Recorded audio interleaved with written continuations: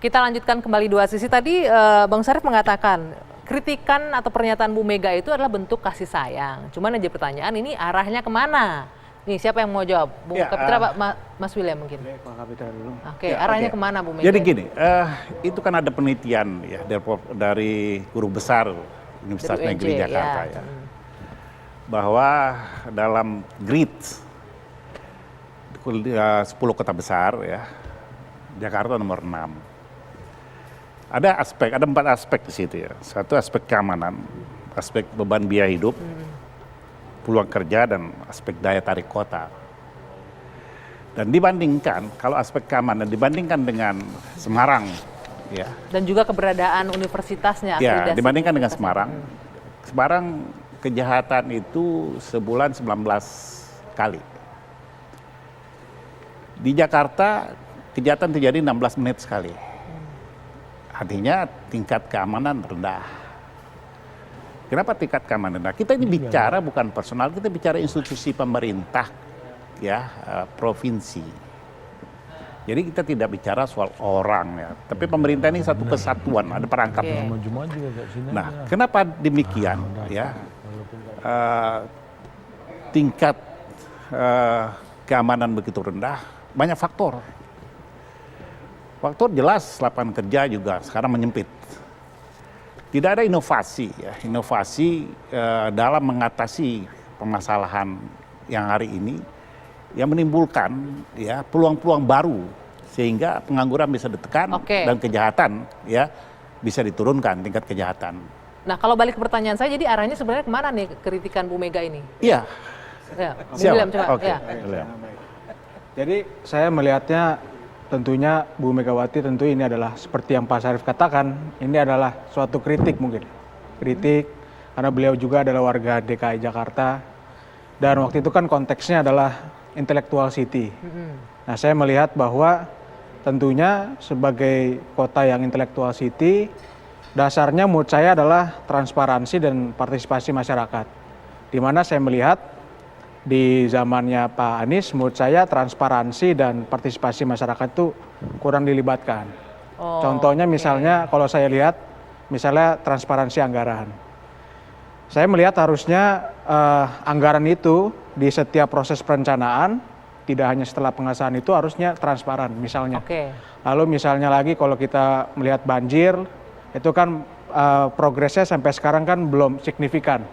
Sudah 3 tahun dan kita lihat normalisasi kan belum berjalan dengan maksimal karena ada kendala pembebasan lahan. Jadi menurut saya di situ kita lihat konteks dari Jakarta. Nah, sebelum kita lanjutkan, ini kayaknya kan mengarahnya kemana-mana nih ya. Tapi sebelum kita lanjutkan diskusinya, kita akan dengerin dulu nih apa kata Calontong. Calontong, silakan. Ya, terima kasih Hanggi.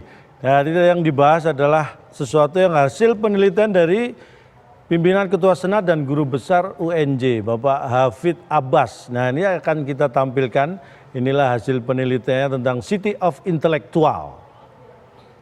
Nah, urutannya adalah yang pertama Semarang, kemudian Solo, Surabaya ketiga, 4 Denpasar, 5 Malang, 6 Jakarta, 7 Bandung, dan 8 Yogyakarta. Tapi saya kira memang ini hal yang wajar ya, karena memang City of Intellectual kaitannya dengan tentu saja cara berpikir dan pendidikan. Kalau setelah dasar pendidikan sampai SMA kan S1, S2, S3. Makanya kalau peringkat 1, 2, 3 Semarang, Solo, Surabaya pas. Karena memang S1, S2, S3, depannya S semua. Kalau Jakarta J memang, kalau urutan itu mungkin ke 10 J itu. Nah, ini kok ke 6, mungkin ada salah ejak di sini ya. Tapi kita juga akan lihat apa yang disampaikan oleh Wakil Gubernur. Ini dia. Tugas kami pemerintah Provinsi Jakarta adalah bekerja, dan bekerja. Sebagaimana yang disampaikan oleh Pak Jokowi, pemerintah itu bekerja. Kalau masyarakat siapa saja, apalagi Ibu Megawati, presiden kita, presiden yang berapa itu? Kelima ya, Pak Ibu Megawati memberikan masukan, syarat, dan kritik yang konstruktif itu sesuatu yang kami hormati, kami hargai, dan kami pandang itu sesuatu yang baik, menjadi motivasi bagi kami untuk terus meningkatkan kerja kami agar kinerja pemerintahan lebih baik lagi dan hasilnya lebih baik lagi. Kalau beberapa waktu lalu Jakarta diberikan penghargaan sebagai kota pengelolaan transportasi yang baik di dunia, mudah-mudahan dengan masukan ini kita akan mendapatkan penghargaan-penghargaan lain seperti sebelumnya kita mendapatkan penilaian dari BPKRI sebagai provinsi yang mendapatkan WTP 3 kali berturut-turut dan prestasi yang lain nih. Sekarang kita sedang mengejar prestasi lain seperti Sakip, Akip dan sebagainya. Mudah-mudahan masukan-masukan daripada pemerintah. Nah, itu tadi yang disampaikan Wakil Gubernur DKI Jakarta. Memang bicara Jakarta memang harus memahami sejarah historisnya ya. Jakarta tidak boleh meninggalkan si Pitung, Jampang. Nah ini kenapa si Pitung ini harus pintar menghitung. Mengelola Jakarta harus ingat Pitung, pintar menghitung. Kemudian Jampang, jangan main gampang. Karena tidak semuanya gampang di Jakarta.